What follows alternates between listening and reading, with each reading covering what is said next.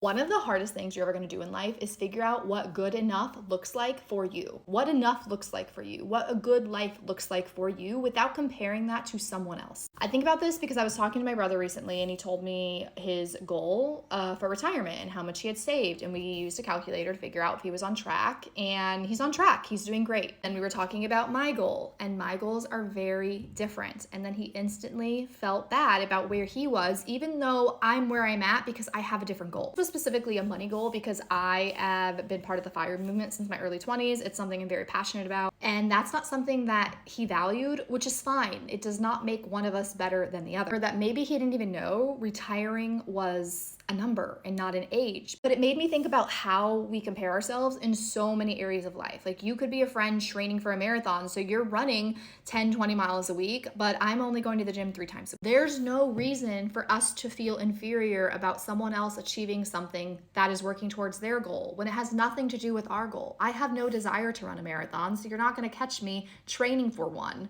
But it doesn't mean that someone who is training for a marathon is better than me in any way. They just have a different goal. I don't want to buy a lot of things. I am pretty minimal. I basically live out of a suitcase for months on end. That would be someone who is very into fashion. It would be their worst nightmare. And it doesn't make either one of us worse or better. There's no comparison. We just have different goals. And maybe you just need to hear this, because maybe if you look at your goals and put your goals on paper without comparing them to someone on social media or a video that pops up, you can feel good about where you're at because that is your goal. The thing is we blame a lot of this on social media because everyone's comparing, but everyone is just going to get online and show them their best selves. They're going to show what makes them look good. They're going to show what is desirable in their life. People do this all the time. This isn't new. Everyone feels like they're in this secret competition. At the end of the day, you have to take control of your own life, and you have to be willing to spend some time with yourself and figure out, what are my goals, what do I value, and what's important to me, without considering what everyone else is doing, because what everyone else is doing, it doesn't matter. On paper, I'm 34, I don't own a home, I'm not married, I'm self-employed, I don't have kids.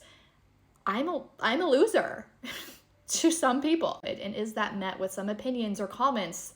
For sure.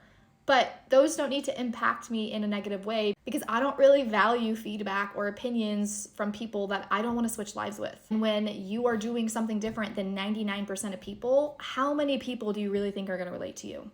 Not a lot. You have to figure out what works for you without the opinion of others. Life is way too short to spend your time doing things to please other people or doing things to get approval from other people. Make sure you're doing what makes you happy.